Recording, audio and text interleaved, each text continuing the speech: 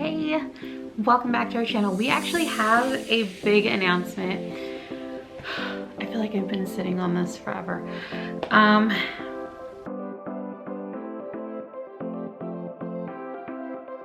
We bought a house.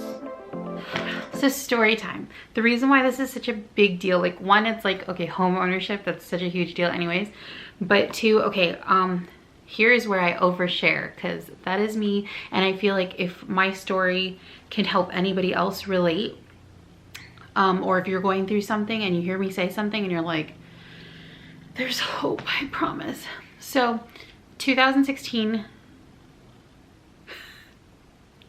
I promise I'm gonna try to get through this without crying. In 2016, at the very end of it, so 2016 at the end of it, I lost my 9-year-old sister.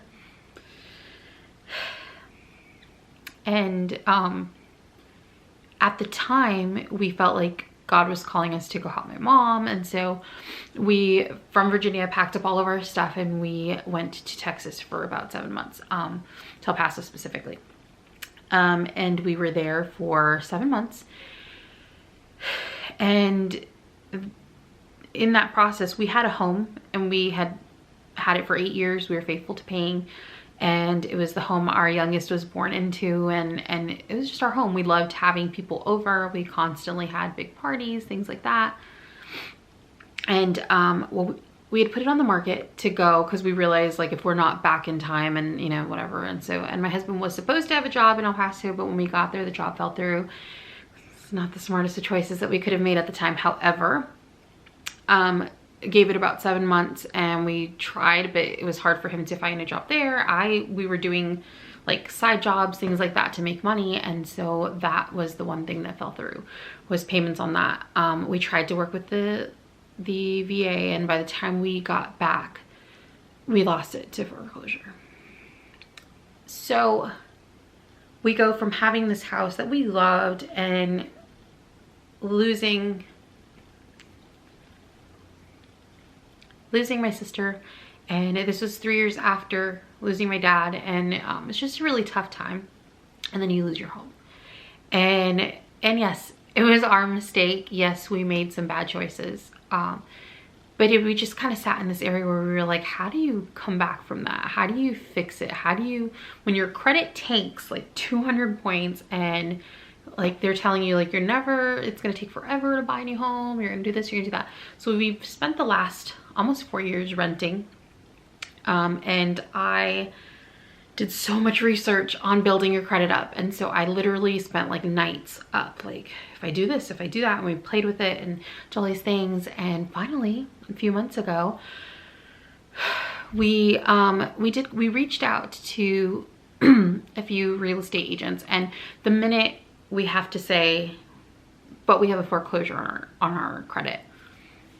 I can't tell you how many times we got ghosted. I can't tell you how many people were like, oh, well, you should just go with this type of loan then, because it's going to be impossible for you to get what you want, which is a VA loan, because my husband is a veteran and it's his benefit. He deserves it. So we just kept getting ghosted left and right, but I didn't want to give up. And my youngest daughter's best friend from school approaches us one day at church, and his mom and I start talking, and she mentions she's a brand new realtor. And I'm like, oh, okay. And so I'm like, you're not jaded enough to blow me off yet.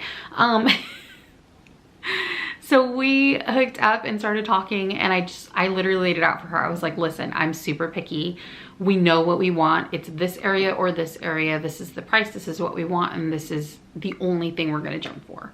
And so she was able to find us something, and that's where we are at. How do you feel about like finally owning a home after going through everything that it took to get there? Excited. It was a long journey. There was some upsets and there was a lot of stress, but ultimately we got to this point, and now we are definitely excited. Are you excited for moving? Who's excited for moving? Nobody. I feel like that's the worst part. We've literally moved from El Paso to Virginia, from Virginia to El Paso, from El Paso back to Virginia, from Virginia to Fort Worth, and now we're just like, it's just across the way, so it's not that bad, but I'm done moving. So, anything else you want to add? No.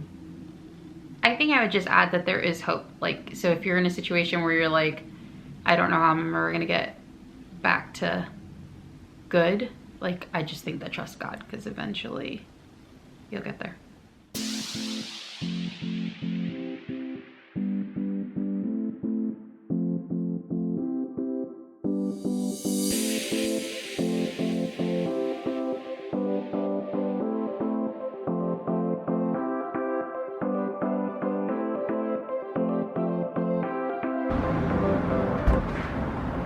Hey guys, this is our new house. We already got the keys and tomorrow is our first night sleeping in this house. And over here is the kitchen. We do not have a fridge yet. It's coming. Yeah. It's too short. Huge backyard.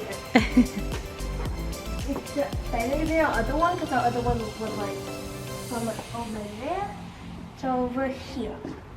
That's how big it was. And now we have it. It's so huge. This is the gaming room. And as you see, we already got some boxes in. And then in here is my bedroom. And then right over there, you might saw in the corner of your eye, there is a bathroom.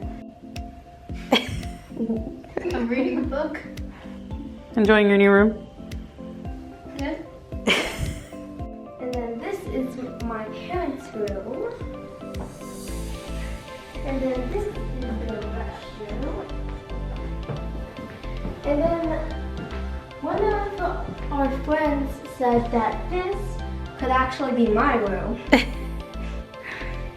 And I think it's because I'm short. I'm a short little bean. But I can see it. My bed could be over there. This is not your bedroom. This is my closet, girlfriend. I know that, but I'm just saying I could see me sleeping in. I could see you sleeping in your room.